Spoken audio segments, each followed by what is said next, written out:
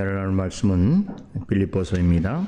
빌립보서 2장 25절로 30절 말씀 봉독해 드리겠습니다. 빌립보서 2장 25절에서 30절 말씀입니다.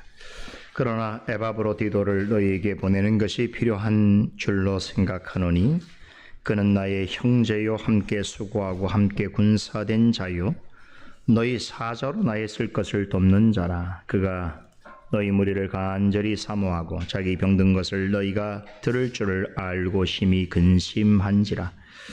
저가 병들어 죽게 되었으나 하나님이 저를 긍휼히 여기셨고 저뿐 아니라 또 나를 긍휼히 여기사 내 근심 위에 근심을 면하게 하셨느니라.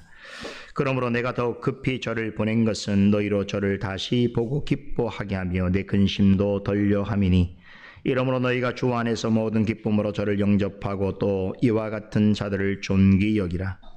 저가 그리스도의 일을 위하여 죽기에 이르러도 자기 목숨을 돌아보지 아니한 것은 나를 섬기는 너희의 일의 부족함을 채우려 함이니라. 아멘. 오늘은 창세기 강해를 한 주 쉬고 오늘 읽은 빌립보서 본문을 중심으로 주님께서 우리와 교회에 주시는 은혜를 함께 나누고자 합니다.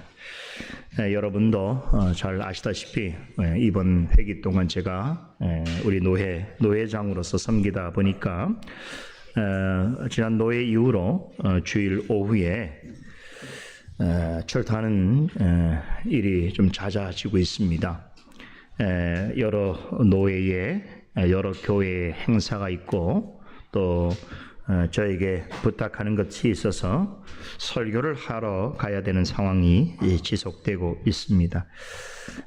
오늘은 또 우리 교회가 종교개혁 기념을 맞아서 특별히 또 레포메이션 데이를 또 하는 첫 주일이기도 한데 또 이 주일에 오늘도 오후에 이웃교회에 설교 봉사를 하게 되어 있습니다. 굉장히 아쉽습니다. 레포메이션 데이를 여러분과 함께 같이 하기를 원하는 마음이 또 간절한데 이렇게 또 공적인 사역도 있기 때문에 오늘 여러분과 함께 하기 어렵습니다. 아마 12월까지는 몇 차례 또 주일 오후에 설교 봉사를 해야 되는 그런 상황이 계속될 것 같습니다.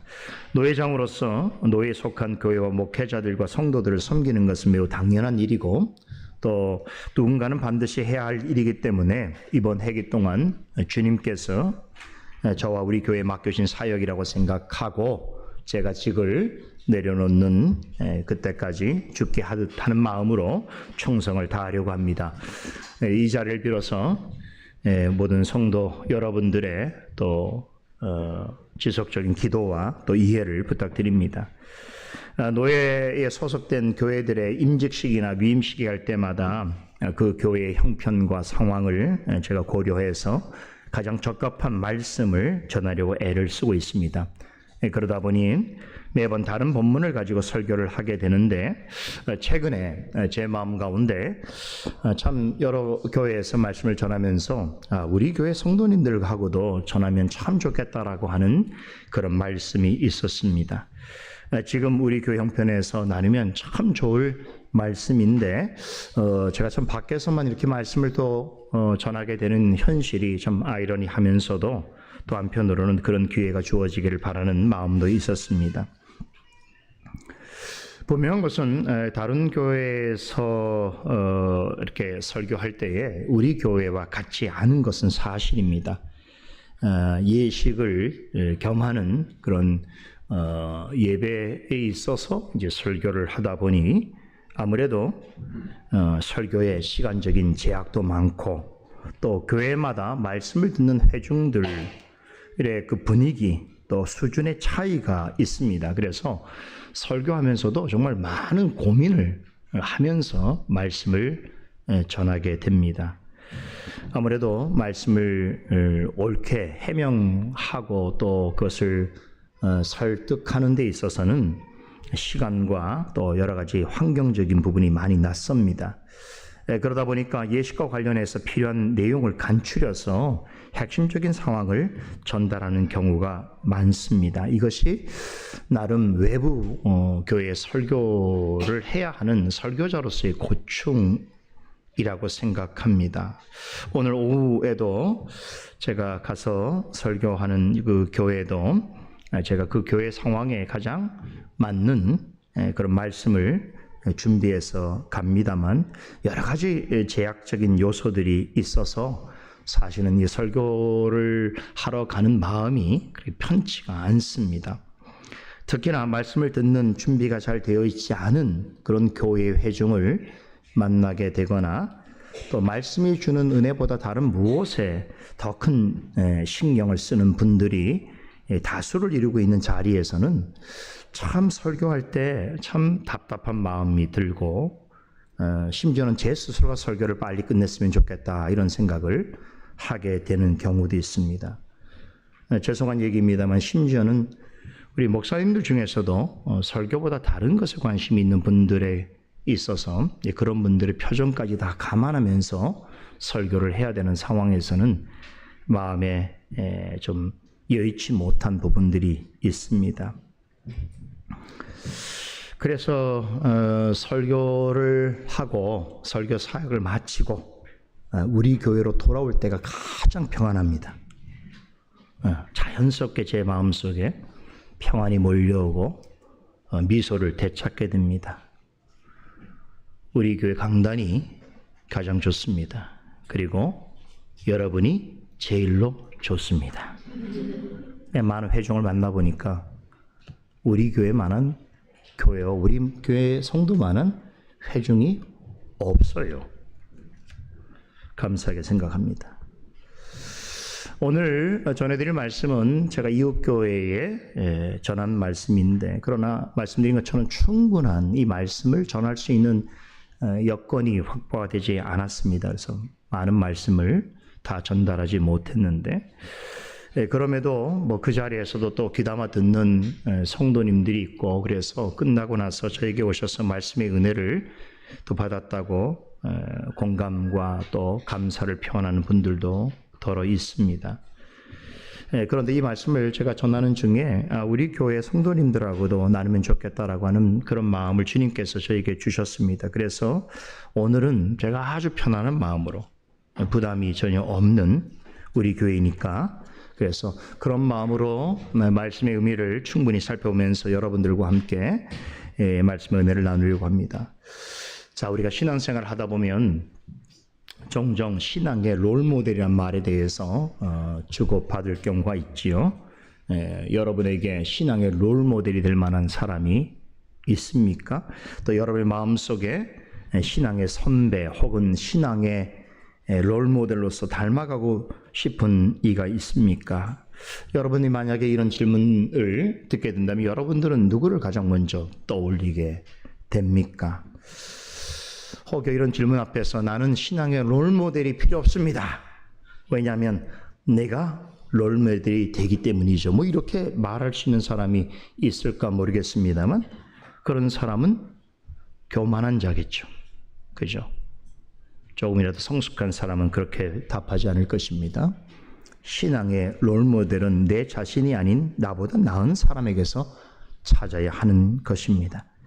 만약에 신앙의 롤모델이 되는 사람이 여러분 가까이 있다고 한다면 예를 들어서 우리 교회 안에 있거나 혹은 여러분 가족 안에 있다면 더할 나위 없이 행복하고 좋을 일입니다. 사람마다 자신의 기준에 따라서 각자 생각하는 신앙의 롤모델이 다를 수 있습니다. 그렇기 때문에 모든 성도에게 공통적이고 또 안정적인 신앙의 롤모델은 아무래도 성경 말씀 속에서 성경 인물에게서 찾는 것이 가장 확실하고 안전한 방법이 될 것입니다. 오늘 저는 우리 모두가 진정한 신앙의 롤모델로 삼을 만한 한 분을 소개해 드리려고 합니다.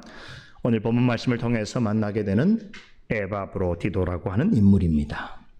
이분은 오늘 살펴보게 되는 이 빌립보서를 기록한 사도 바울이나 또 오늘 이 본문 앞에 소개되어 있는 목사 디모데에 비하면 잘 알려져 있지 않습니다. 언제 태어났는지, 또 어떤 환경에서 자랐는지, 형제 부모가 누구인지, 언제 진정한 그리스도인으로서 회심을 하게 되었는지, 교회 안에서 구체적으로 어떤 직분을 받아 사역을 했는지, 이런 부분들이 성경에 구체적으로 언급되어 있지 않습니다.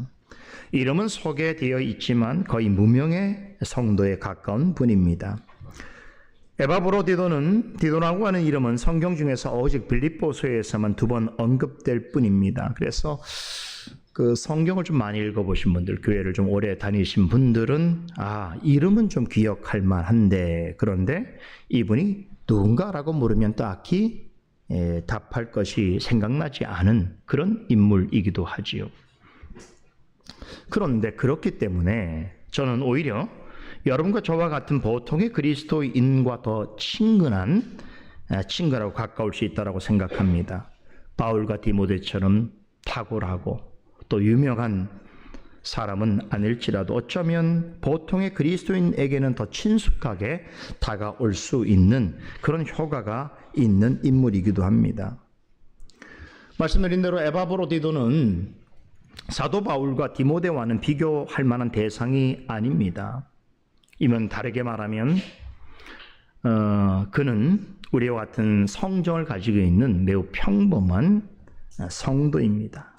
그러기에 우리와 더 가까울 수 있고 또 우리의 신앙의 실제적인 롤모델로 생각할 수 있는 부분이 더 많다, 이렇게 생각해 볼 수 있겠지요. 그래서 지금부터 왜 에바브로디도는 우리의 신앙의 롤모델로 삼을 만한 성도인지, 또 어떤 점에서 우리는 그의 신앙을 담고 본받아야 하는지에 대해서 오늘 말씀을 중심으로 여러분과 함께 나눠보도록 하겠습니다. 방금 전에 설명드린 대로 에바브로디도는 신약 성경에 오직 빌립보서에서만 그 이름이 단 2차례 언급될 뿐입니다. 참고로 골로새서와 빌레몬서에 비슷한 이름을 가진 이가 나옵니다. 에바브라라고 하는 사람인데, 이 에바브라는 사실 에바브로디도의 추각형 이름입니다. 그래서 어떤 학자들은 같은 사람이라고 그렇게 생각을 하기도 합니다. 그러나 사실 이름은 같지만 사람은 다릅니다. 에바브라는 골로새 태생이지요. 그래서 골로새 교회를 섬긴 신실한 일꾼인데, 오늘 본문에 등장하는 에바브로디도는 마케도니아 출신의 이방인입니다. 그리고 그는 주님을 만난 이후로 이 빌립보 교회와 사도 바울을 헌신적으로 섬긴 성도입니다. 이 에바브로디도라고 하는 이름에 대해서 한 가지 흥미로운 사실이 있습니다. 그의 이름은 당시 헬라 문명권에 살고 있던 사람들에게 있어서 매우 흔한 이름이었습니다. 이 이름은 그리스 신화에 나오는 헬라 여신의 이름에서 비롯되었는데, 사랑과 미 여신 누구죠? 아프로디테. 로마식으로 말하자면 비너스라고 하는 여신의 이름입니다. 이 여신의 이름에 걸맞게 에바브로디도라고 하는 이름은 이런 뜻을 가지고 있어요. 매우 사랑스러운, 매혹적인, 이란 뜻을 지니고 있습니다. 남자인데 어떻게 이렇게 여신의 이름에서 따온 이름을 사용할 수 있는가? 남자에게는 좀 어울리지 않는 이름이 아닌가라고 생각할 수도 있겠습니다만, 헬라 문명이 지배하던 시대에서는 남자가 여신의 이름을 사용하는 것도 매우 자연스러운 일이었습니다. 기록에 따르면 이방 지역에 흩어져 있던 디아스포라 유대인들마저도 자신들의 자녀들에게 출세를 위해서 또 다른 이름, 일종의 가명이나 또 추가적인 이름을 지어줬을 때에 헬라식의 이름을 지어주곤 했는데, 이렇게 한때는 헬라의 이교도들의 신들의 이름을 자녀들에게 붙여주는 것은 유행이었다고 합니다. 유대인도 이러한다고 한다면 하물며 이방인들이 이름 짓는 데 있어서는 얼마나 자유로웠겠습니까? 아무튼 성경에 그의 출생과 가문에 대한 자세한 기록은 없습니다. 그럼에도 에바브로디도라고 하는 이름에서 우리가 추정할 수 있는 사실이 있겠지요.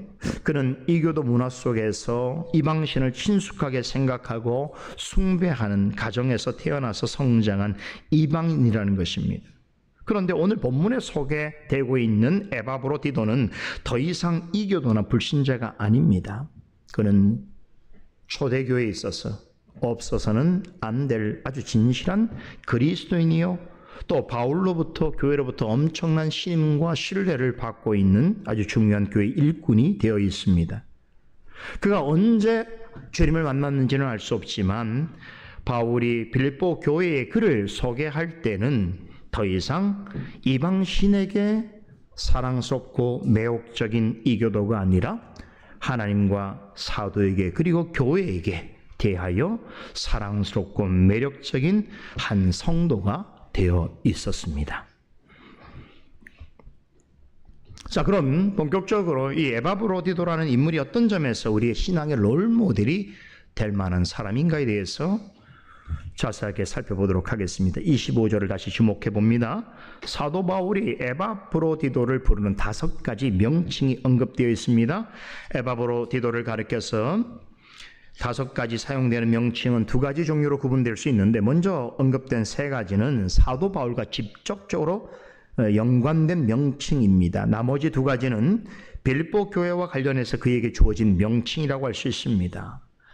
앞서 나오는 3가지 명칭부터 보면 우리가 보는 성경, 한글 성경에는 그는 나의 형제요, 함께 수고하고 함께 군사된 자요라고 번역되어 있지요.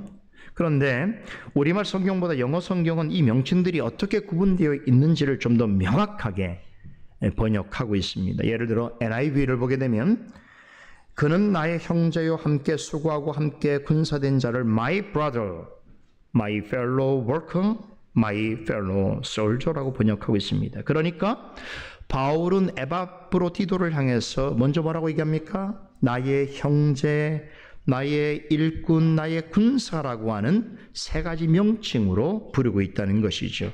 여기에 공통적인 키워드가 있습니다. 전부 그 앞에 소유격형 my, 나의 어떤 사람이다라고 하는 언급이 있다는 것이죠. 그러니까 에바브로디도는 바울에게 있어서는 나의 형제요, 나의 일꾼이요, 나의 군사라고 말할 만한 사람이다. 다시 말해서 바울과 직접적으로 연관이 되어 있는 사람인데, 이런 표현은 사도에게 있어서 그가 얼마나 친밀하고 특별한 사람이었는가를 말해주고 있습니다. 바울은 먼저 에바브로디도를 나의 형제라고 부릅니다. 2 사람은 피를 나눈 형제지간이 아닙니다. 그런데 피 한 방울도 섞이지 않는 사람을 모든 사람에게 나의 형제라고 소개할 수 있다는 것은 2 사람이 피를 나눈 형제 이상으로 매우 돈독하고 특별한 관계를 맺고 있다는 것을 말해주고 있습니다. 헬라어로 형제는 아델포스, 이렇게 합니다. 아델포스. 일반적으로 아델포스는 혈연으로 맺어진 관계를 나타낼 때 사용됩니다만, 초대교회 성도들 사이에서 이 단어가 사용되어질 때는 피로 나눈 형제 이상의 의미를 가지고 있습니다. 즉 그리스도 안에서 하나 된 형제다, 그리스도로 말미암아 성령 안에서 한 가족이 된 하나님의 자녀다라고 하는 뜻을 함의하고 있습니다. 그리스도로 말미암아 성령 안에서 형제가 된 사람은 영적인 관점에서 볼 때는 혈연 관계에 있는 부모 형제보다도 훨씬 더 가깝고 친밀하다는 것이죠. 그렇지 않습니까? 우리 모두는 서로 다른 부모, 다른 형제, 다른 삶의 배경을 가지고 있습니다. 하지만 하나님을 한 아버지로 모시고 그리스도 안에서 한 형제가 된 하나님의 가족의 일원이 된다는 것은 세상의 어떤 관계보다 더 친밀하고 더 진실합니다. 우리는 그것을 매주 솔리데오 글로리아 교회에서 실제로 경험하고 있습니다. 아주 가끔 만나는 친척 있지요. 또 자주 만나지 못하는 부모와 형제가 있습니다. 또 같은 공간에 살고는 있지만 하나님의 말씀과 또 마음속의 진실을 터놓고 이야기하지 못하는 가족도 있을 수 있습니다. 여러분, 근데 누구와 더 친합니까? 혈연적으로는 혈연 관계에 있는 사람이 친하다고 말할 수 있지만 항상 피가, 여러분, 혈연적인 관계가 다른 관계보다 앞서는 건 아니에요. 그죠? 같은 피를 나눈 형제 자매라고 하더라도 오랜 시간 떨어져 있고 마음의 대화를 하지 않고 그러면 대면할 수밖에 없어요. 요즘처럼 개인주의가 일상화된 시대 속에서는 너무 자연스러운 일이죠. 그죠? 부모, 자식 간도 이제 좀 변하고 있는 것 같아요. 예전 같지가 않습니다. 예전에 제가 어릴 때 혹은 젊었을 때의 부모, 자식 간에서 느낄 수 있는 그런 당연한 친밀성이 이제는 선택적 상황으로 점점 변화해지고 있습니다. 그죠? 그런데 우리는 매주마다 1년에 최소한 52번, 그리고 다른 날을 또 포함하면 그렇잖아요. 1년에 몇 번씩 만나는 거 아니에요. 이런 관계를 통해서 우리가 하나님 안에서 한 가족된 성도가 누리게 되는 그 내적 친밀성, 내적인 관계성이 얼마나 돈독하고 특별한가라는 것을 우리는 교회를 통해서 느끼고 있습니다. 바울은 그리스도 안에서 성령으로 인해서 새롭게 거듭난 사람들, 또 그리스도 안에서 같은 믿음을 가진 믿음의 지체들을 가리킬 때의 아델포스라고 하는 말을 사용하기를 좋아했습니다. 그가 말하고자 하는 이 형제 아델포스는 육체적인 혈연 관계를 뛰어넘는 하나님 안에서 한 가족이 된 진정한 형제 자매다라고 하는 의미를 가지고 있습니다. 그런데 바울은 에바브로디도를 그냥 형제라고 말하지 아니하고 나의 형제라고 불렀습니다. 왜냐하면 둘째로 그는 사도와 항상 동역하는 일꾼이었기 때문입니다. 영어로 my fellow worker입니다. 다시 번역하면 나의 친밀한 동역자입니다. 사도가 에바브로디도를 나의 친밀한 동역자로 소개하고 있는 이 사실에 대해서 우리는 무심히 넘겨서는 안 됩니다. 바울과 에바브로디도는 비교 대상이 될 수 없습니다. 한 사람은 기독교 역사상 가장 탁월하고 가장 위대한 복음을 전한 사도이자 복음 전도자입니다. 그에 비해서 다른 한 사람은 이름조차 생소한 무명에 가까운 성도입니다. 그래서 이 두 사람을 일렬로 세워놓고 비교한다는 것은 무리가 있습니다. 이것은 마치 처음에 나왔던 컴퓨터, 1960년대 최초로 컴퓨터가 나왔어요. 1세대 컴퓨터. 그런데 그로부터 지금 요즘에 AI가 탑재되어 있는, 인공지능이 탑재되어 있는 컴퓨터, 최근에는 양자 컴퓨터. 여러분, 그 1세대 컴퓨터와 지금 AI 양자 컴퓨터를 비교할 수 있습니까? 그렇죠. 그런 정도의 차이가 난다는 거예요. 무모한 일입니다. 그런데 바울은 이름조차 생소한 이방인 성도를 향해서 주저함 없이 뭐라 부릅니까? 그는 나의 진정한 동역자다라고 부르고 있다는 것이지요. 사실 에바브로디도는 빌립보 교회로부터 사도 바울을 시중 들도록 파견된 사람입니다. 그러나 바울은 그를 자신의 개인 종처럼 대하지 않았습니다. 에바브로디도가 한동안 바울을 시중 들고 그의 개인 비서 역할을 한 것은 사실이지만 바울은 그를 주께서 교회를 통해서 보내준 동역자로 여겼습니다.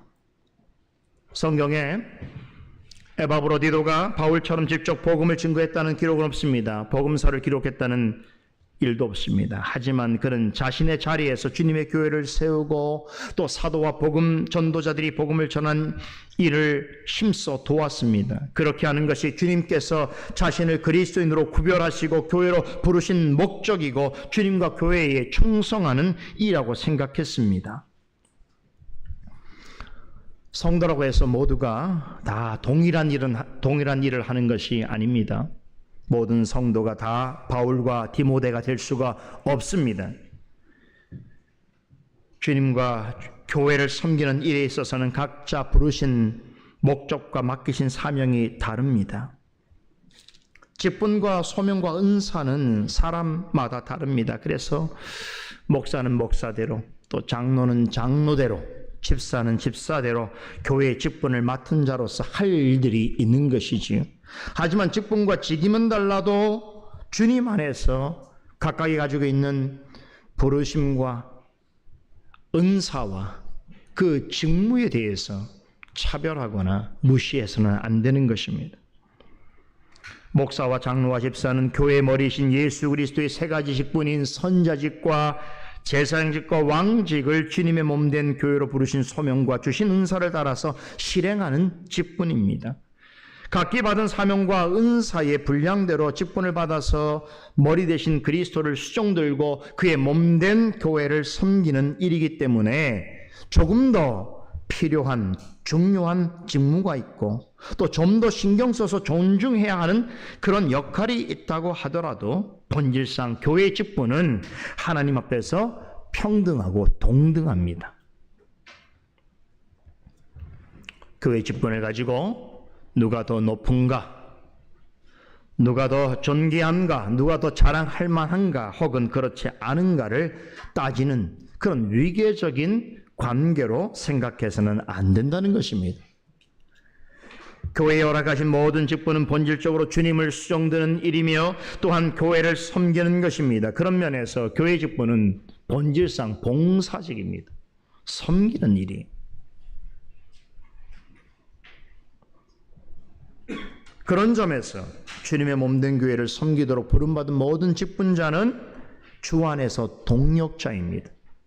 직분은 신분과 명예의 높고 낮음을 의미하는 것이 아닙니다. 주님께서 주신 은혜와 은사를 따라서 부르심을 받는 것이 받은 것이 맞다면 직분이 다르고 소명이 다르고 은사가 다르더라도 모두가 주 안에서 동력자여야 합니다. 동력자 의식이 있어야 하는 거예요.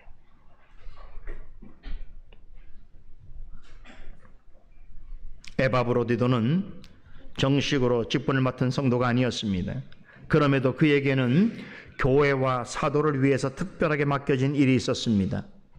바울은 요즘 말하는 평신도의 위치에서 자신이 맡은 일을 성실하게 감당하는 에바브로디도를 주 안에서 어떻게 여겼다고요? 진실한, 친밀한 동력자로 여겼습니다. 그런 까닭에 빌립보 교회에 그를 소개할 때에 나의 진실한, 나의 친밀한 동력자다라고 말했던 것입니다. 사랑하는 성도 여러분, 소명과 은사에 따라서 주님께서 맡겨주신 일을 행하는 사람이라면 그 직분이 무엇이든 간에 그 사람이 어떤 사람이든 간에 누구를 막론하고 주 안에서 동력자라고 하는 사실을 믿으시기 바랍니다.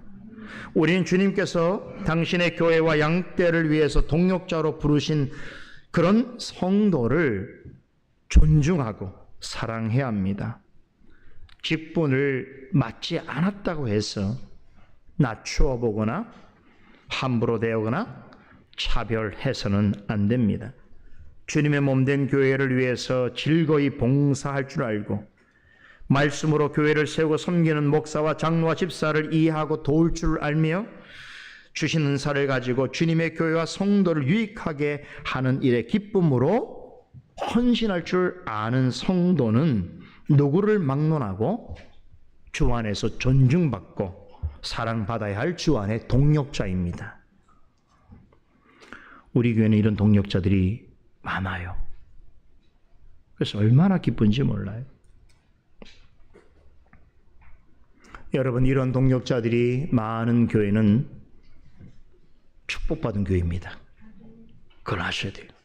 사람의 수가 아무리 많아도 이런 동력자 의식을 가지고 자신의 위치에서 주님께서 맡겨주신 일을 성실하게 감당하는 성도가 없다면, 드물다면 속빈 강정 같은 교회겠지요.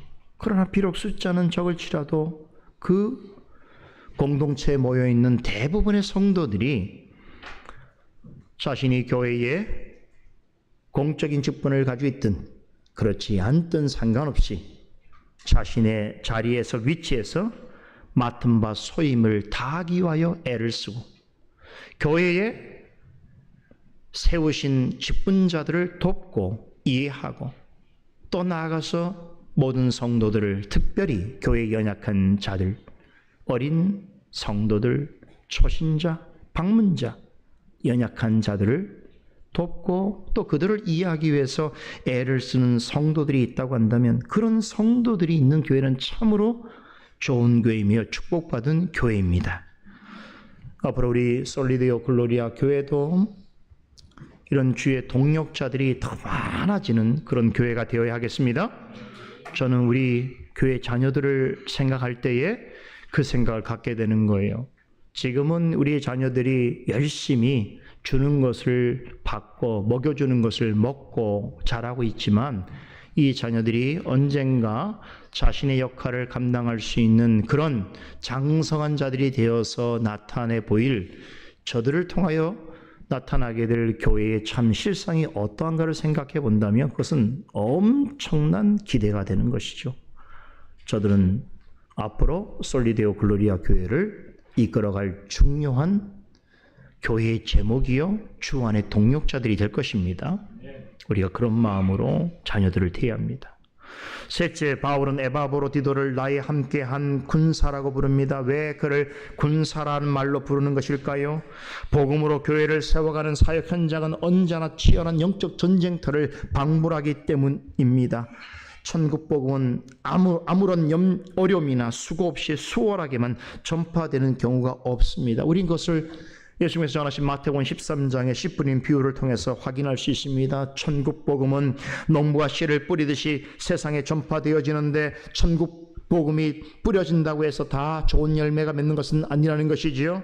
복음이 때로는 길가에 돌밭에 가시 떨기와 같은 심령 속에 그런 역사 속에 뿌려질 때가 있습니다. 그런데 그러한 상태에서는 좋은 천국 복음이라고 하더라도 좋은 열매를 기대할 수 없다는 것이죠. 왜 그렇습니까? 각각의 형편마다 많은 방해와 도전을 받기 때문입니다. 진리의 편에 서 있는 주의 일꾼들은 열심히 천국 복음에 씨앗을 뿌려대지만 진리의 반대편에 서 있는 원수들 또 그 심령이 부패하고 어긋나 있는 상태에 있는 사람의 마음은 힘을 다해서 천국 복음이 바르게 성장하고 열매 맺는 것을 방해합니다.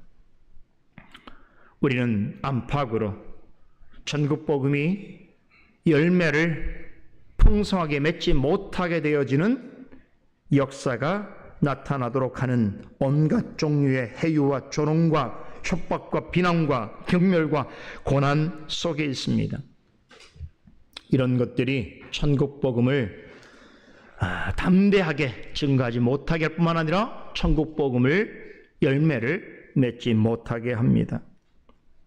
이 과정에서 성도는 필연적으로 영적 전투를 할 수밖에 없습니다. 이런 영적 전투에서 승리하기 위해서는 하나님께서 주시는 전신갑주를 입어야 합니다.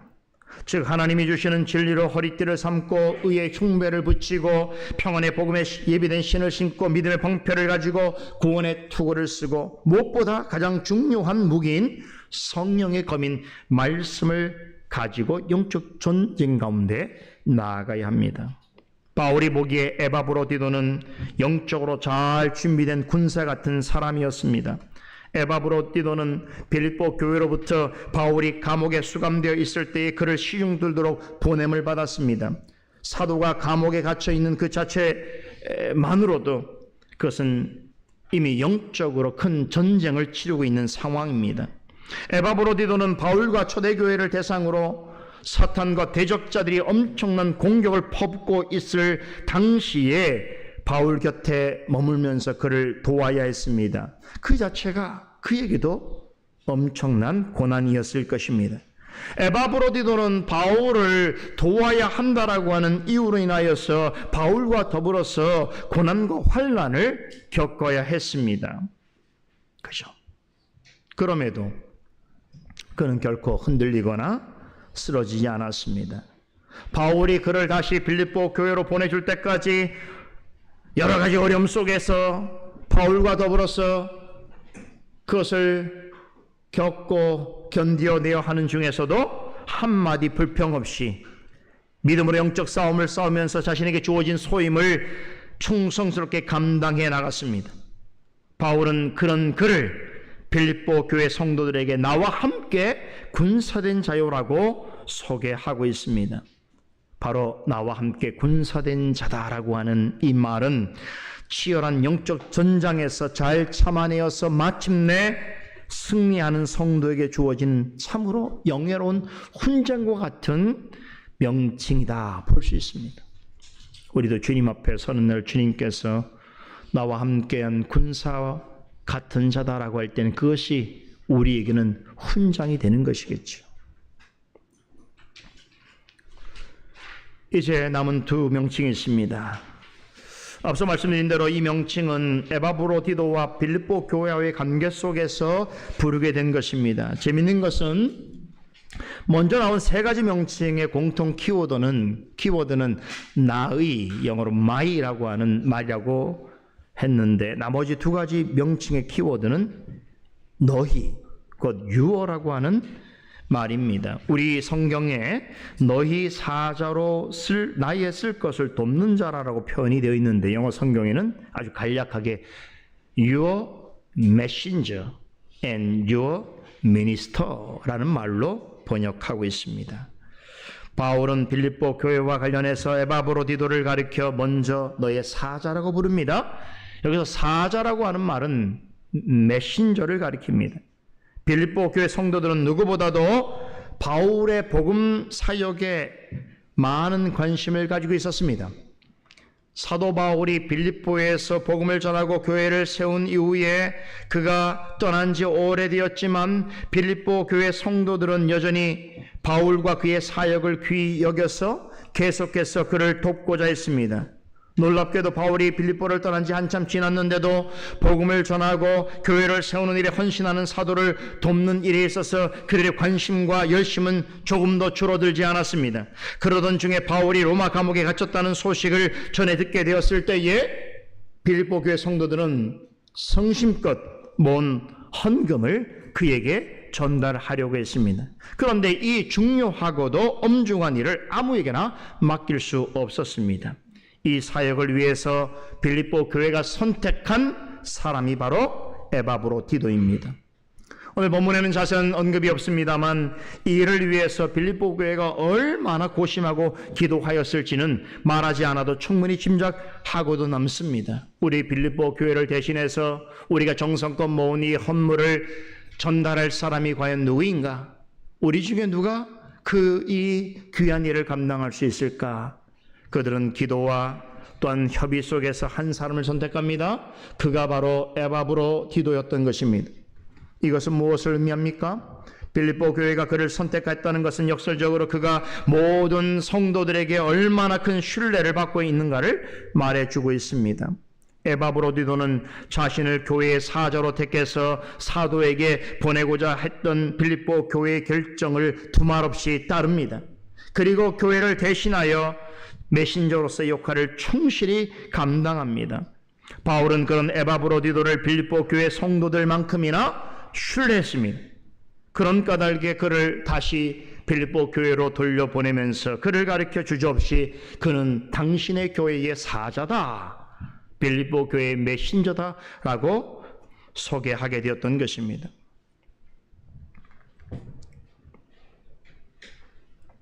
오늘 우리에게는 본문에 나오는 이런 교회적 상황과 똑같은 현실은 아닙니다만 만약에 우리 교회를 대신하여서 어떤 사역을 하는 성도의 대표자를 선출한다고 할 때에 누군가를 선택해야 하겠습니까? 가장 우선적으로 생각해야 될 것이 무엇이겠습니까? 그것은 아마도 전적으로 교회가 믿고 맡길 수 있는 사람이어야 할 것입니다. 그런 사람이라면 분명 모든 성도들로부터 큰 신뢰를 받는 성도일 것입니다. 내년에 우리 교회에 매우 중요한 일이 있을 것입니다. 우리 교회를 대표하는 교회 직분자를 선출하게 됩니다. 에바브로디도와 같이 교회와 성도들로부터 전적으로 신뢰를 받는 분. 그래서 솔리데오 글로리아 교회의 메신저로서의 역할을 충실히 감당할 수 있는 그런 분. 그런 이가 교회의 직분자로 세워질 수 있기를 간절히 소망합니다. 마지막으로 살펴볼 명칭은 나의 쓸 것을 돕는 자라고 하는 말입니다. 여기서 돕는 자는 단순히 봉사하는 사람이라는 뜻이 아닙니다. 사역자입니다. 영어 성경에는 미니스터라고 번역하고 있어요. 이 말은 성경에서 집사라고 하는 직분을 소개할 때 사용되는 단어입니다. 에바브로디도는 정식으로 집사는 아니었던 것 같습니다. 그럼에도 그는 사도를 돕고 교회를 섬길 때에 어떤 마음으로 그 일을 했는가? 마치 직분자의 마음으로, 사역자의 마음으로 그 일을 행했다는 것이에요. 그러니까 단지 시간과 물질과 열정이 남아서 행한 것이 아니라는 것이죠. 그렇다고 성격이 좋아서거나 혹은 봉사정신이 남달라서 그렇게 한 것이 아닙니다. 바울은 그가 자신과 같은 주님의 사역자의 마음으로 섬겼다라고 증언하고 있습니다. 여러분, 주님의 일은 세상의 일과 매우 다릅니다. 생각해보면 교회도 사람이 모이는 것이고 교회도 운영을 해야 되니까 세상에서 하는 것하고 비슷한 것들이 많지 않겠습니까? 라고 하는 생각을 할 법합니다만, 그러나 교회는 세상의 어떤 기관과 다를 뿐만 아니라 교회가 하는 일의 목적과 존재하는 가치는 세상의 어떤 모임과는 근원적으로 다른 성격이 있습니다. 그걸 잘 이해하셔야 돼요. 직분자는 그걸 이해하지 못하면 안 돼요. 그러니까 교회 일을 함에 있어서 세상에서 자신이 하고 있는 일이나 다른 사람들이 하는 일처럼만 교회 일을 하려고 하면 큰일 납니다. 그러면 자신도 시험에 빠지게 되고 교회도 시험에 빠지게 되는 거예요.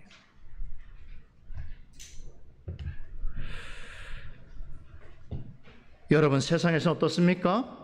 좀 남은 물질이 있거나 좀 내가 시간이 남거나 좀 남은 힘으로 선심 쓰듯이 봉사해도 됩니다. 그렇게만 해도 세상에서는 온갖 칭찬을 받습니다. 참 대단한 분인 것 같습니다. 아니, 어떻게 그렇게 바쁘게 사는데 어떻게 그렇게 시간을 내서 이렇게 좋은 일을 할 수 있습니까? 라고 다들 칭찬합니다. 그래서 어떤 분은 취미생활로 봉사하는 분도 실제로 있어요.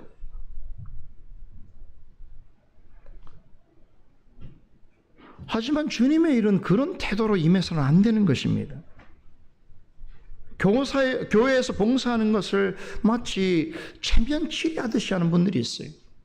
그래도 교회를 다닌 지가 꽤 되고 내가 적어도 뭐 이런 나이에 이런 경력에 사회적으로 이런 위치 정도인데 교회 가서 그냥 아무 일도 하지 않고 있는 것 자체가 조금 부담이 되니까 좀 격에 맞는 일을 하고자 해서 체면치레급으로 교회에서 어떤 일을 하려고 하는 사람도 있습니다. 심지어는 그런 일을 통해서 좀 자신의 이름도 높이고 사람들로부터 인정함을 받고 하기 위해서 봉사하려고 하는 사람도 있습니다.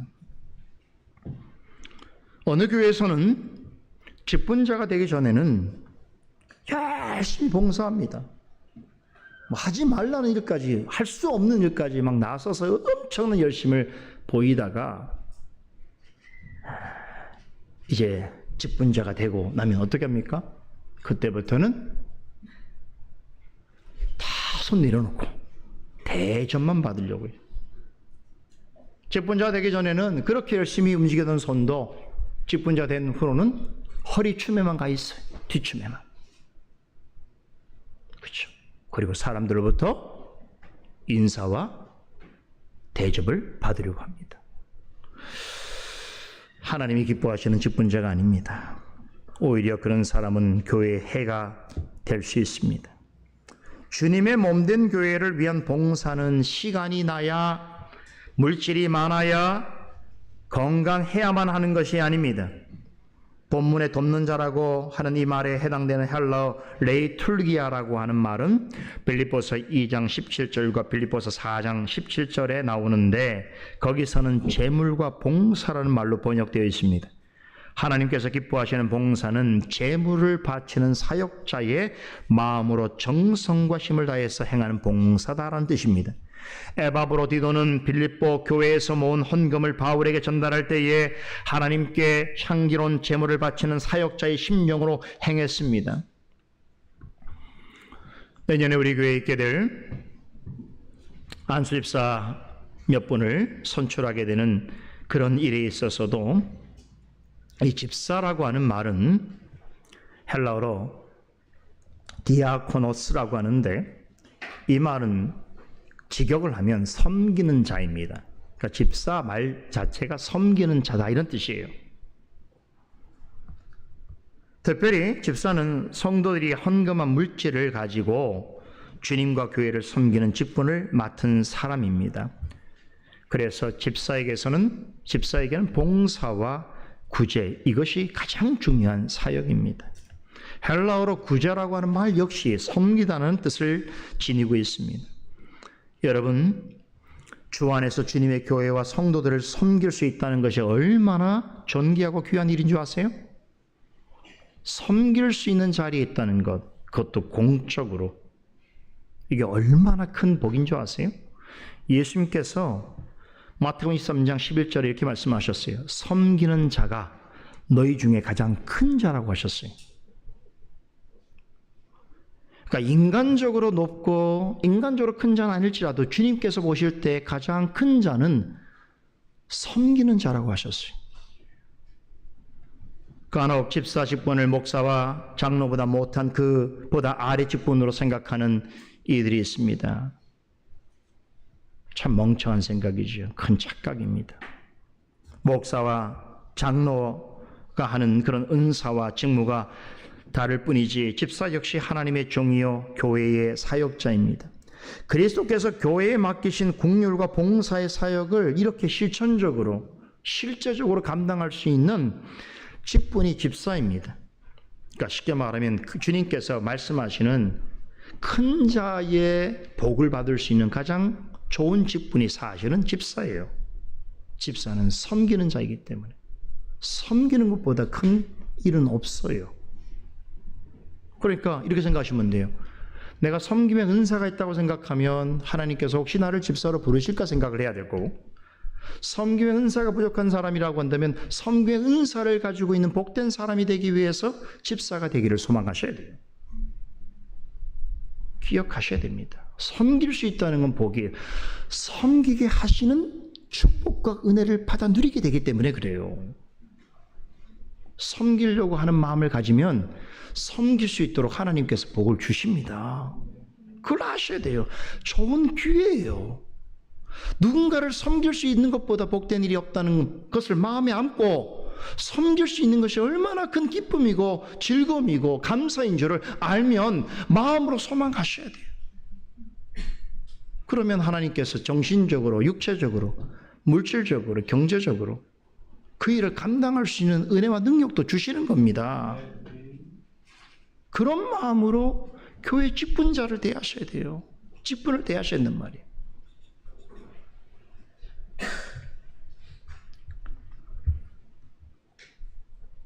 직분의 엄중함 때문에 그 직분을 내가 과연 감당할 수 있을까라고 하는 것도, 마음을 갖는 것도 겸손한 성도의 마음이죠.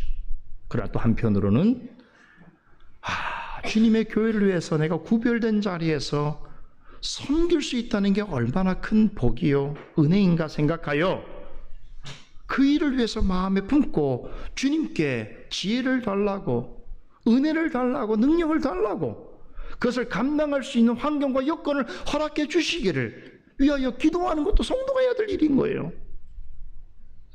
그죠? 하나님께서 감당하게 해주십니다. 여러분, 얼마나 좋습니까? 교회 안에서 긍휼과 자비를 베풀 수 있는 가장 좋은 직분인데요. 공적으로.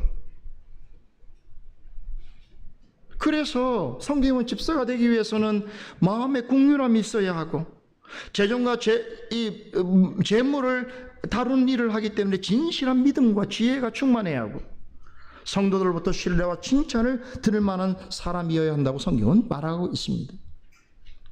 그래서 여러분도 지금부터라도 우리 중에 어떤 분이 장로로, 어떤 분이 집사로 부르심을 받을지를 잘 염두하면서 함께 기도하셔야 돼요.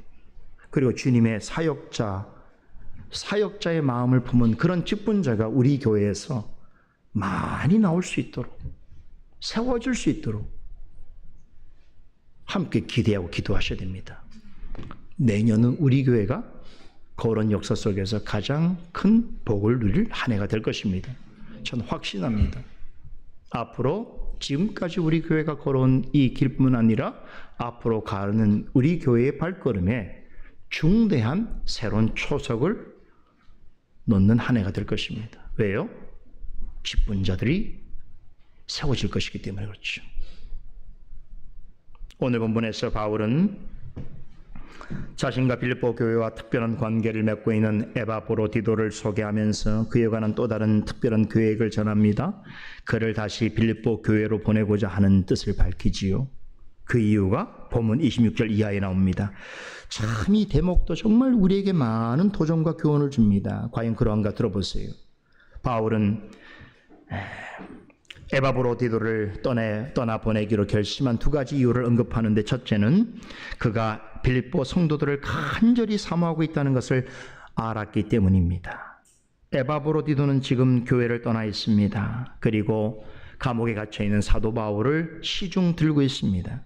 그럼에도 불구하고 그는 자신을 떠나보낸, 자신이 원래 속해 있는 그 교회를 향한 간절한 바람이 있었던 사람이 너무나 그 교회를 사랑했어요. 26절을 보세요. 바울은 그가 너희 무리를 간절히 사모하였다라고 말하죠. 간절히 사모하다라는 말에 해당되는 이 헬라어 단어가 베드로전서 2장 2절에 나옵니다. 갓난 아이들같이 순전하고 신령한 짓을 사모하라 하는 말로 표현되는데, 여기서 사모하다라고 하는 말입니다. 이 말은 배고픈 갓난 아기가 엄마의 젖을 간절히 찾는 모습을 연상하게 합니다.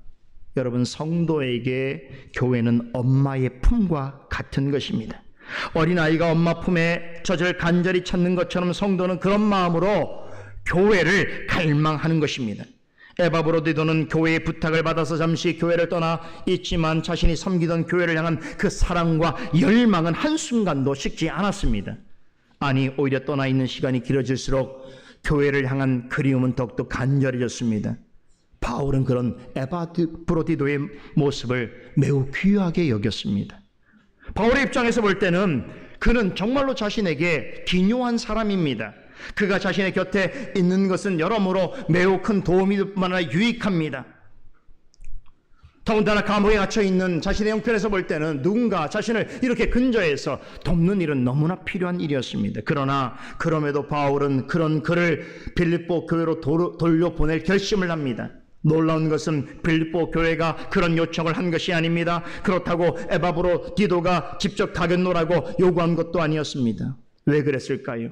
곁에 두고 있으면 분명 자신에게 도움이 될 것인데, 바울은 에바브로디도를 빌립보 교회로 떠나보낼 결심을 합니다. 왜냐하면 그것이 에바브로 자신과 그가 속해 있는 빌립보 교회를 더 유익하게 하는 일이라고 확신했기 때문입니다. 바울이 자신만의 유익을 먼저 구했다면 절대로 이런 결심은 하지 못했을 것입니다. 그러나 바울은 주님의 일을 함에 있어서 늘 상대방의 유익을 먼저 생각했습니다. 주님이 맡겨주신 사역을 할 때에 여러분, 일도 중요하지만 사람이 더 중요합니다. 일만 잘 되면 됩니까? 사람은 다 떨어졌는데? 그죠? 어떤 일만, 내가 목적한 일이 이루어지기만 하면 됩니까? 사람하고 다 상처가 나고 사람하고 관계 다 끊어졌는데? 일도 중요하지만 사람이 더 중요합니다. 일의 효율성보다 사람의 영혼을 생각하는 것이 더 중요합니다. 개인의 성취도 중요하지만 다른 성도에게 덕을 끼치고 교회 전체에 유익이 되게 하는 것이 더 중요합니다. 바울은 이 같은 관점에서 에바브로디도와 빌립보 교회를 대했습니다. 에바브로디도와 빌립보 교회가 자신을 귀하게 생각했던 것처럼 그 자신 역시 그들을 참으로 귀하게 여겼습니다.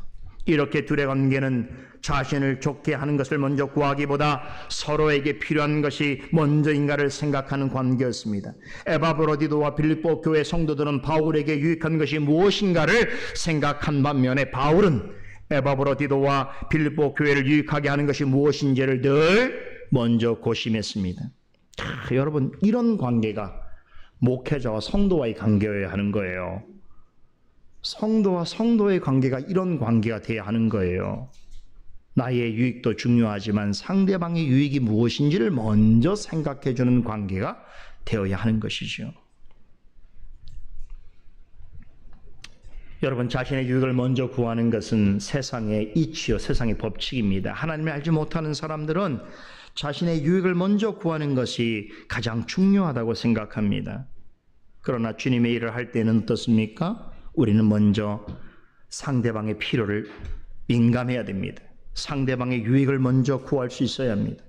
에바브로디도는 바울에게 떠나야 하겠다는 말을 직접 전하지 않았습니다. 그런데도 자신에게 주어진 일을 묵묵히 감당했습니다. 그러나 섬기는 교회를 향하는 그의 마음도 더욱 간절했습니다. 그런데 이것을 누가 알아차립니까? 바울이 에바브로디도의 마음을 알아차렸습니다. 어떻게 그럴 수 있을까요? 무명의 성도인 그는 자신의 종으로 여기지 않았습니다. 주님의 종이요 주 안의 동역자로 생각하기 때문입니다. 그러기에 그의 마음 깊은 곳에까지 그 생각까지 헤아려 볼 수 있었던 것입니다. 결국 바울은 자신에게 도움이 될 것이 있음에도 불구하고 에바브로디도와 빌립보 교회의 유익을 생각하여 기꺼이 그를 돌려보낼 결심을 합니다. 바울이 에바브로디도를 빌립보 교회에 보내고자 결심한 더 분명한 이유가 있습니다. 두 번째 이유는 에바브로디도에게 큰 근심되는 일이 있음을 보았기 때문입니다. 에바브로디도는 빌립보 교회의 명령에 따라서 멀리 떨어져 있는 로마까지 와서 감옥에 갇혀 있는 사도를 돕고 있습니다. 그런데 여러분, 그러던 중에 개인적으로 큰 어려움을 겪게 됩니다. 죽을 정도로 심각한 질병에 걸리게 됩니다. 27절 보세요. 저가 병들어 죽게 되었다라고 사도 바울이 전합니다. 여러분 한번 생각해 보세요. 만약에 여러분이 이 같은 상황에 처한다면 어떤 생각을 갖겠습니까? 사도의 사역을 돕는 일에 교회 선택을 받아서 최선을 다해서 죽도록 섬기고 있는데, 그런데 그런 이가 정말로 병들어 죽게 되는 상황이 되면 어떻게 되겠습니까? 얼마나 당황스럽고 난감한 일입니까? 자칫하면 큰 시험에 들 수 있고 실족할 수 있는 상황입니다. 우리 같으면, 여러분 아니라 저 같으면 단박에 이런 질문이 나올 수 있겠지요. 하나님, 도대체 어찌된 일입니까? 하나님이 기뻐하시는 일을 위해서 혼신을 다해서 노력하고 있는 중인데 칭찬과 축복은 아니더라도 이것은 아니지 않습니까?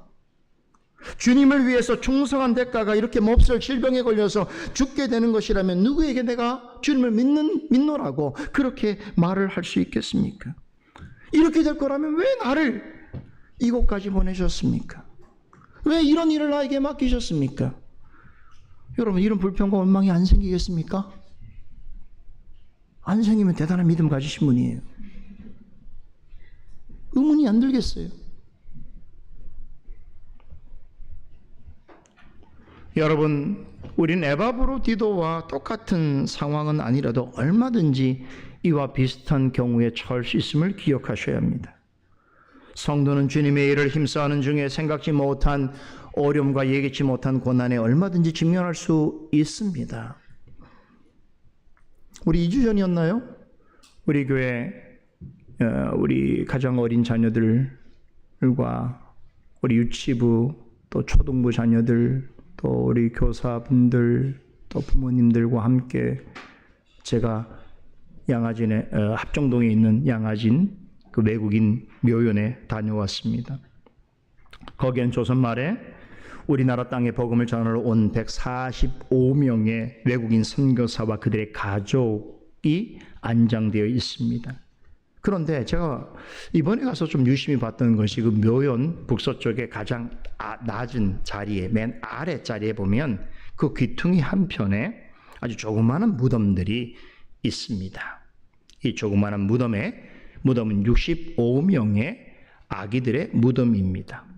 선교사들이 이 땅에서 낳은 자녀들 중에서 태어난 지 1년 이내에 사망한 그런 어린 자녀들의 무덤입니다. 이들은 대부분 낳자마자 풍토병에 걸려서 사망했습니다. 그 어린 아이들이 한 65명이 거기에 조그마한 무덤, 비석으로 있어요. 여러분, 당시에 우리 그 조선 말에 우리 땅에 온 선교사들은 어떤 분들인 줄 아세요?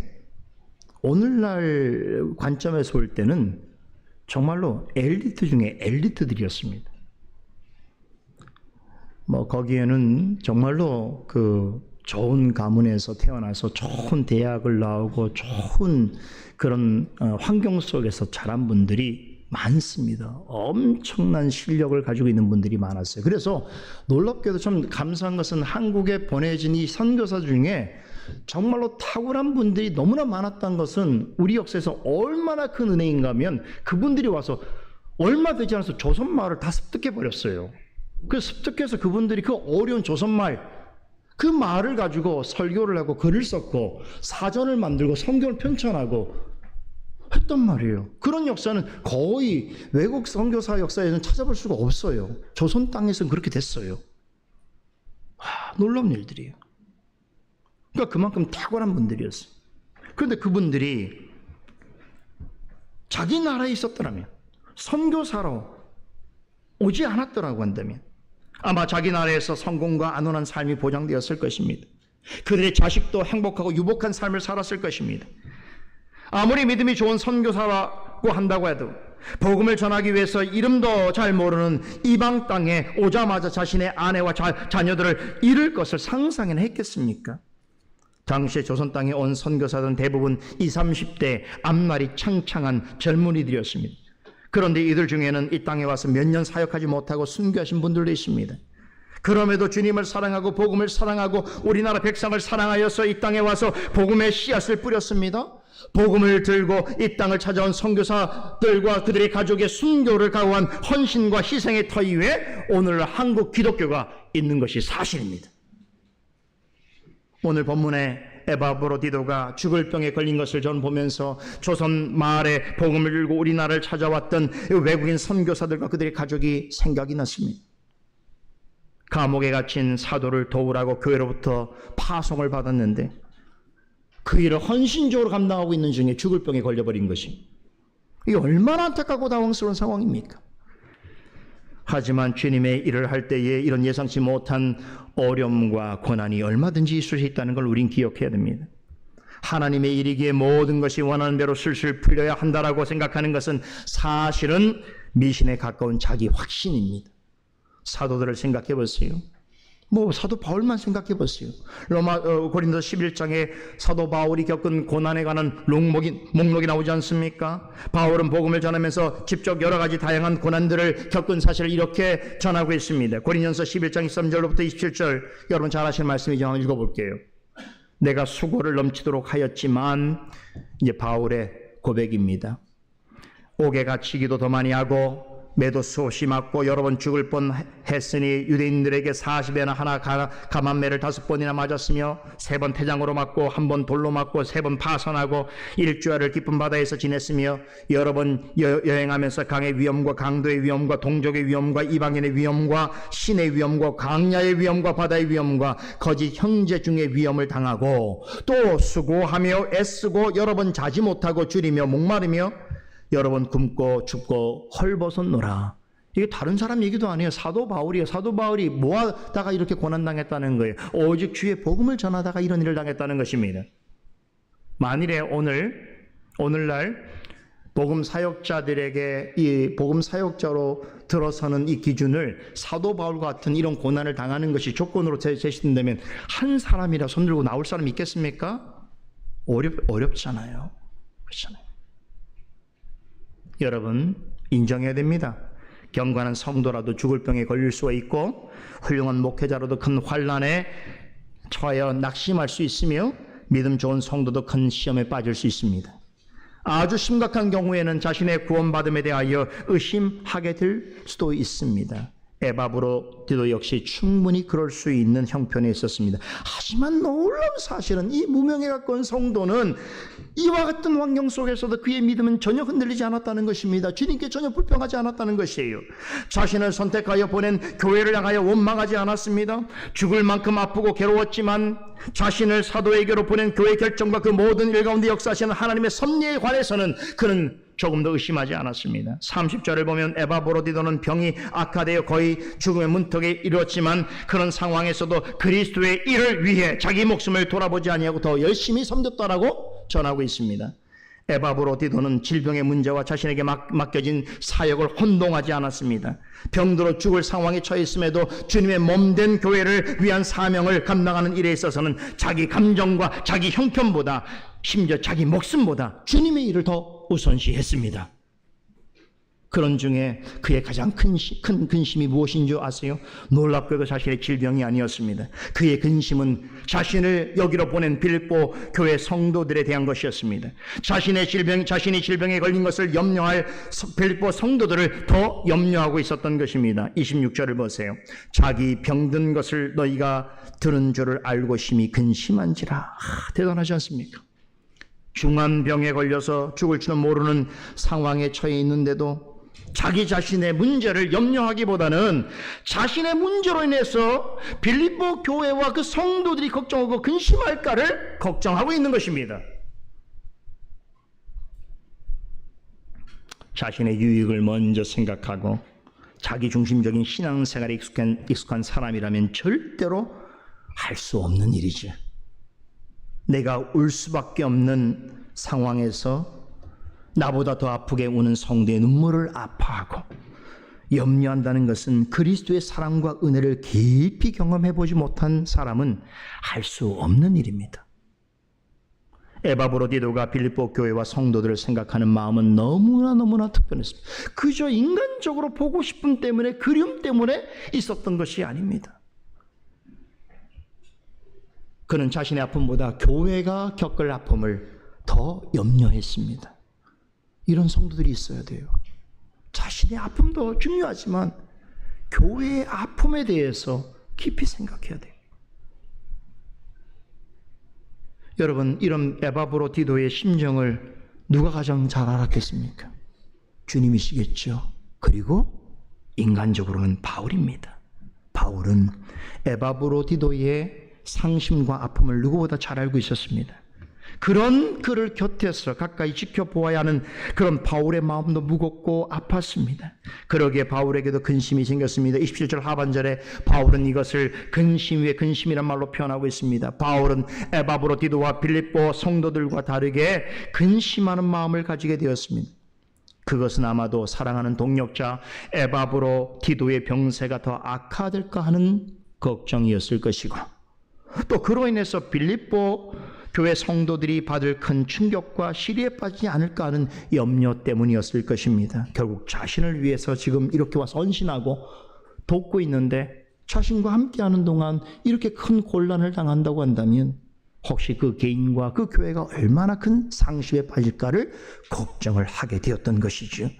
이렇게 말씀드리면 이렇게 오해하는 분들이 있을 수 있습니다. 목사님, 사도 바울같이 그렇게 위대한 믿음을 가지고 있는 사람도 근심할 수 있습니까? 그런 믿음 가진 사람이 어떻게 그런 근심을 한다는 말입니까? 여러분, 하나님을 믿는 사람은 근심할 수 없습니까? 근심하면 안 됩니까? 근심하면 하나님 사람 아닙니까? 아니지요. 에바브로디도, 빌립보 성도, 그리고 사도 바울도 다 근심했어요. 하지만 중요한 것은 이들이 하는 근심은 하나님을 알지 못하는 사람들의 근심과는 근본적으로 달랐다는 것이에요. 이 근심을 가리켜서 사도 바울은 고린도 후서 7장 10절에서 하나님의 뜻대로 하는 근심이라고 명명합니다. 잠언서는 이런 근심을 가리켜서 사람의 심령을 상하게 하는 것이요, 심령의 근심은 뼈를 마르게 한다라고 말합니다. 이것이 우리가 알고 있는 일반적인 근심입니다. 하지만 하나님의 뜻대로 하는 근심은 유익합니다. 개인적으로는 자신을 성찰하게 하고 돌이켜 회개하게 하며 그로써 하나님을 더 의지하게 만듭니다. 공동체적으로는 교회와 성도들을 향한 하나님의 기쁘신 뜻과 섭리를 깊이 묵상하게 합니다. 그리고 어려움을 당한 교회와 성도를 위해서 간절히 기도하게 합니다. 에바브로디도와 빌립보 성도들과 사도 바울이 한 근심은 이렇게 하나님의 뜻대로 하는 근심이었습니다.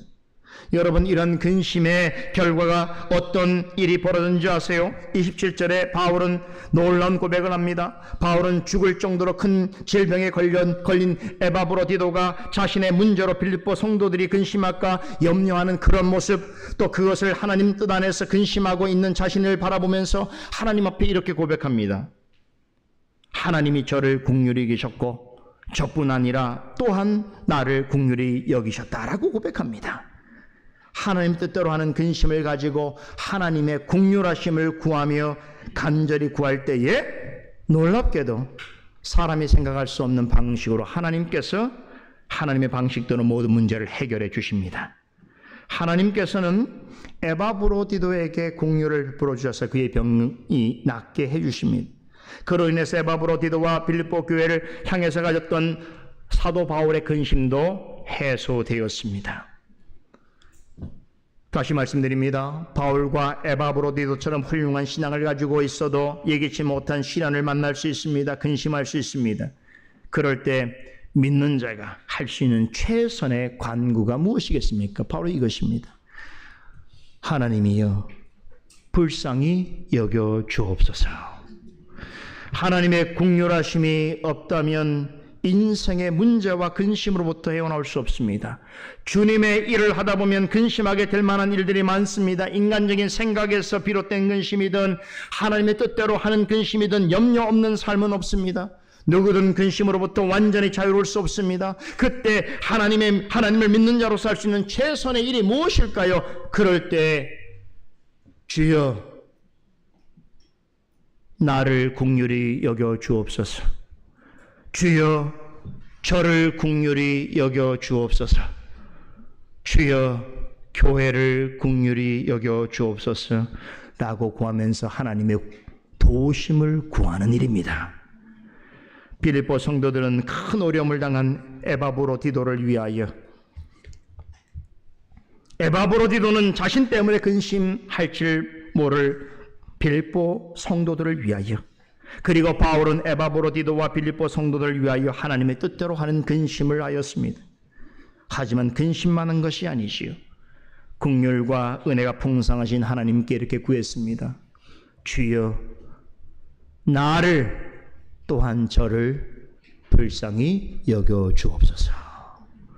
그런 과정에서 하나님께서는 사람으로서는 생각할 수 없는 당신의 방법으로 모든 근심되는 문제를 해결해 주셨습니다. 이러한 일들을 겪는 과정 속에서 바울은 에바브로디도를 빌립보 교회로 돌려보내는 것이 그와 교회를 위해서 더 유익한 일이라는 것을 분명하게 깨닫게 됩니다. 그래서 에바브로디도가 낫자마자 그를 빌립보 교회로 속히 돌려보냅니다. 그러면서 에바브로디도와 다시 만나게 될 빌립보 성도들에게 한 가지 중요한 권면을 덧붙입니다. 20절과 30절 내용입니다. 한마디로 말하면 이렇습니다. 여러분 주 안에서 기쁨 가운데 에바브로디도를 영접해 주십시오 라는 것입니다. 바울이 돌려보내는 에바브로디도는 허드렛 일을 하는 종 같은 사람이 아니었습니다. 그는 무명에 가까운 일반 성도였지만 그리스도의 복음을 전하는 사도의 형제요, 사도의 동력자요, 사도와 함께한 군사였습니다. 또한 주님의 교회의 메신저요, 교회를 위한 사역자였습니다. 사람들이 보기에는 이름 없는 무명의 한 사람에 가까운 신자에 불과했으나 바울은 자신과 함께한 주님과 교회를 위해 애쓴 에바브로디도를 빌립보 교회에 돌려보내면서 그 교회 성도들에게 여러분 전체가 그를 기쁨으로 맞아주기를, 그리고 그를 존귀히 여기기를 바랍니다 왜 그렇습니까? 그는 주님과 교회를 위하여 헌신한 주님의 참된 일꾼이기 때문입니다. 그렇게 여러분 전하면서 그를 보내게 된 거예요. 에바브로디도에 관한 기사는 성경에 자세하게 기록되어 있지 않습니다만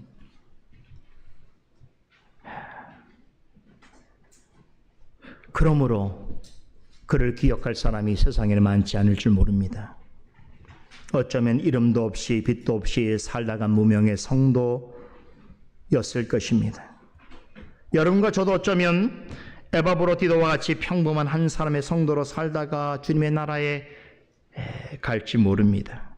하지만 지난날 위대한 사도처럼 능력 있는 사역자처럼 살지는 못하더라도 에바브로디도처럼 그리스도의 일을 위하여 자기 목숨보다 소중히 여기는 마음으로 기쁘고 감사하게 주님과 교회를 섬긴다면 세상이 알아주지 않을지라도 사람들은 기억하지 못할지라도 언젠가 주님 앞에 서는 날 에바브로디도가 바울과 빌립보 교회에게 받았던 것처럼 주님으로부터 큰 칭찬과 영접을 받게 될 것입니다.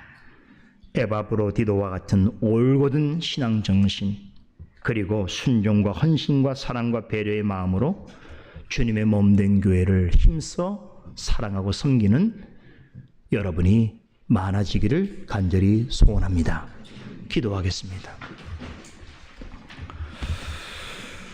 거룩하신 하나님, 오늘 우리에게 주신 참으로 새로운 인물에 관한 이 귀한 교훈을 마음에 되새기기를 원하옵나이다. 하나님, 우리에게 주신 말씀의 교훈을 귀히 여겨서 우리가 주님을 사랑하고 주님의 교회를 사랑하는 그 방식과 그 모범이 어떠해야 되는지를 가르쳐 주셨사오니 그러한 마음으로 그런 소망을 가지고 주님과 주님의 몸된 교회를 대하며 사랑하며 섬겨가는 우리 모두가 되게 하여 주시옵소서. 감사드리며